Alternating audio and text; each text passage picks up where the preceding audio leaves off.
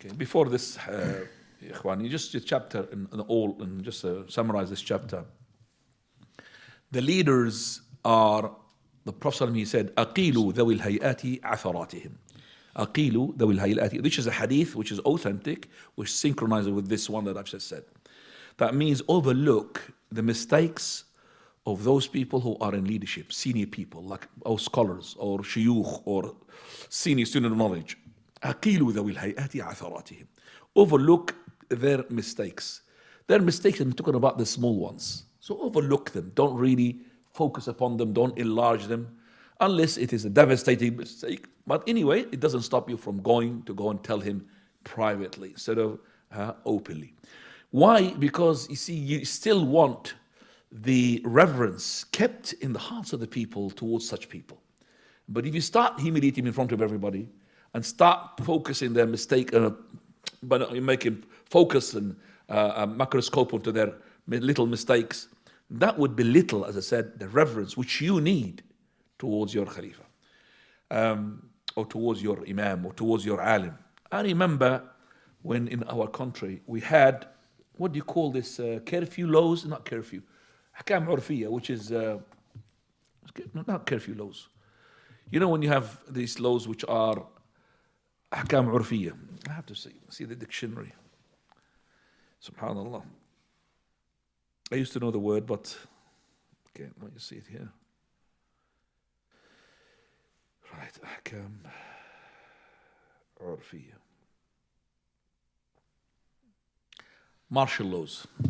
Okay? That means you can't really speak. Anything you speak, you'll be taken to the secret police and something happened to you. So you'll be scared. No such thing is called democracy. You understand me? And this democracy as well, you know what is democracy is all about as well, on the other side. So martial laws. So you really, now martial laws, you'll be having fear towards the one who is in charge. If it's the king, you'll be scared. And the king, of course, his fear will reflect onto the fear from the police. But when you don't have that fear towards the Khalifa, towards the leader, what happens? That people start daring themselves, more crimes. People will start taking the rights of other people without really, I'm going to go to the police, go. I'm going to go to the laws, go.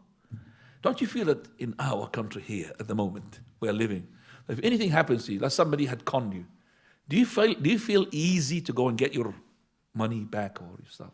Or is it difficult? Not mushkil, actually, you forget about it. True or not? True or not? Forget about it. I'm going to incur more expenses, okay, than what I'm going to get. I'll give you just a simple example. Where I live, okay, my son, he went with his wife to go and take the kids to the park. They've got a nice park there, not far away from me. He phoned me, he said, be careful, Dad. I said, what? He said, there are gypsies. What are they? He said, it's in the park.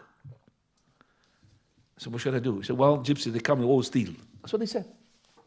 Gypsies. I said, all right. So I went myself.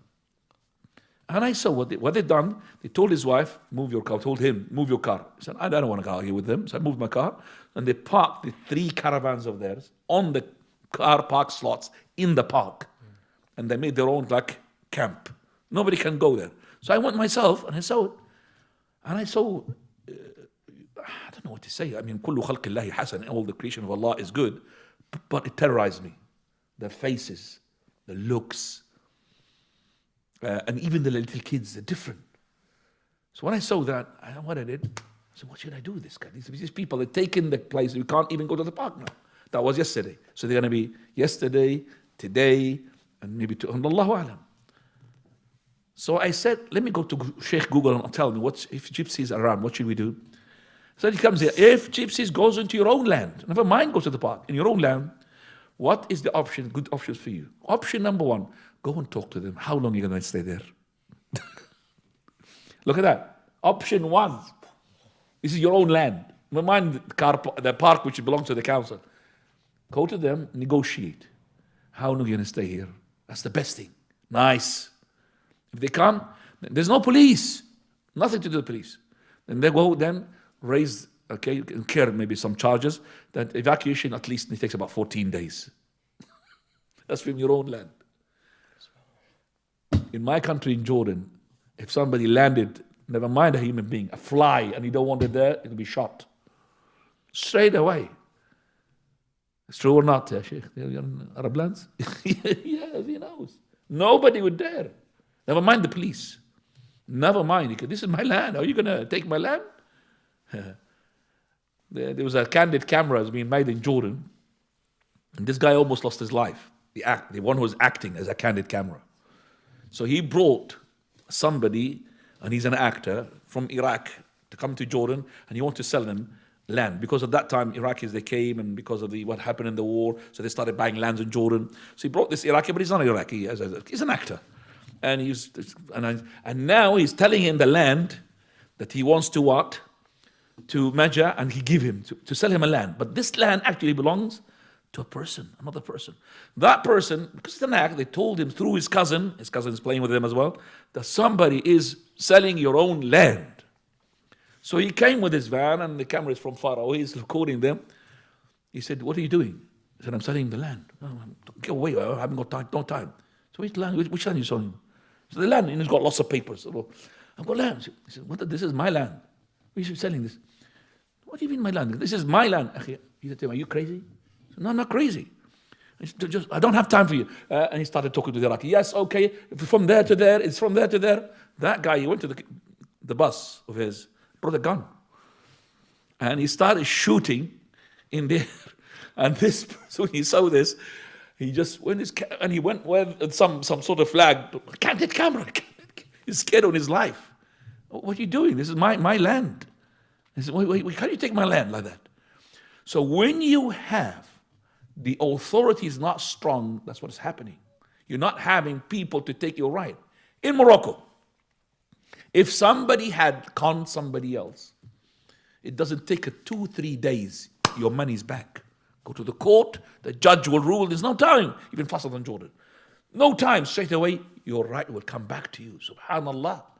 That's what we want. It's a kingship, there's a kingdom there, kingship. So when you have like this, a powerful king, you'll have, even though you have something wrong, I know that there's something wrong, but your right will get it straight away. Authorities has to be on the top. You have to fear the authorities. Go to Saudi Arabia. Everybody's fearing the police there. If you do something, you're finished. Police there will finished. So there's no tampering. If you have touched a policeman while he's got the policeman's suit on him, if you just touched him, 6 months, prison, straight away. So you don't tamper. So don't deal with them. So that you want an authority like this, Yahi. You want somebody, so in case that you'll be wronged, you take somebody who's stronger.